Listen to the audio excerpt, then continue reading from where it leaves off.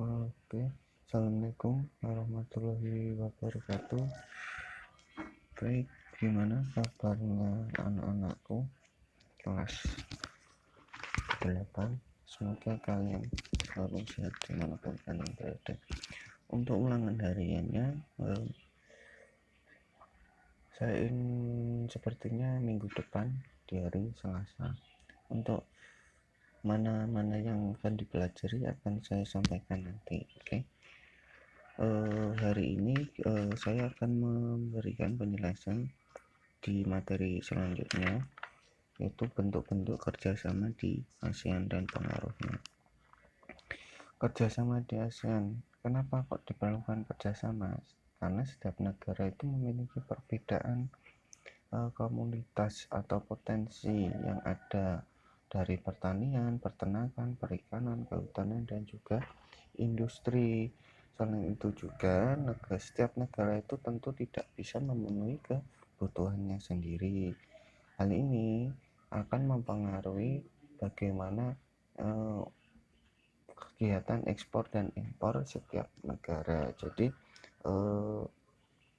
karena dua faktor tadi, karena perbedaan komunitas atau potensi, kemudian karena tidak bisa memenuhi kebutuhannya sendiri, maka setiap negara di ASEAN itu ingin melakukan kerjasama. Nah, contohnya negara Indonesia atau negara kita melakukan kerjasama dengan negara lain.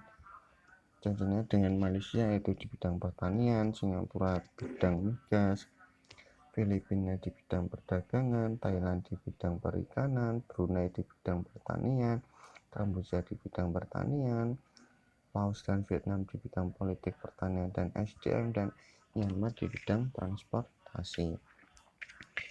Jadi kebanyakan itu pada umumnya negara ASEAN itu adalah negara agraris, tetapi tidak menutup kemungkinan di setiap negara itu mempunyai potensi-potensi yang sangat banyak.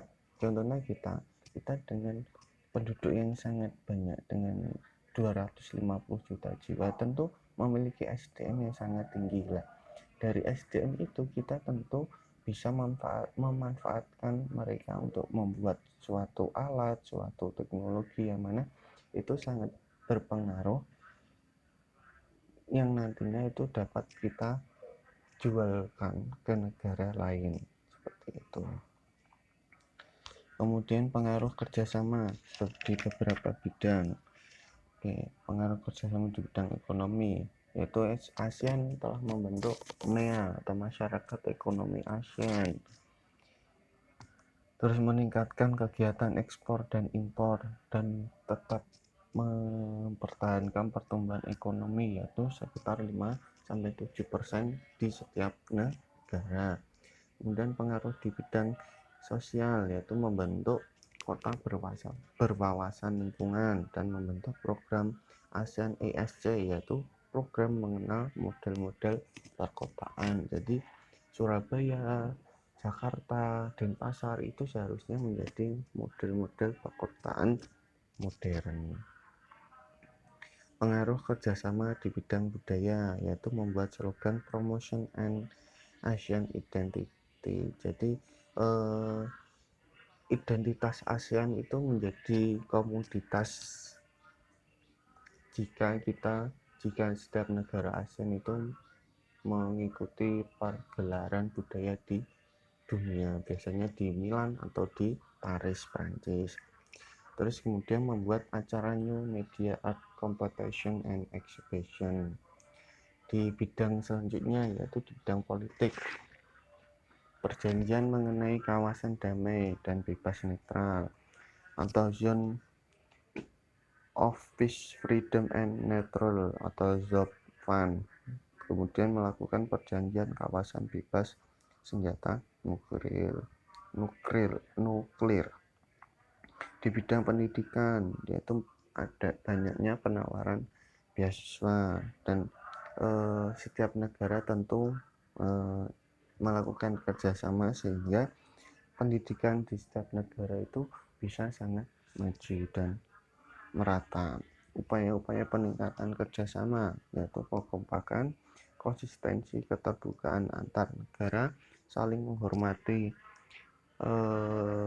intern negara, dan dinamis dalam melakukan kerjasama.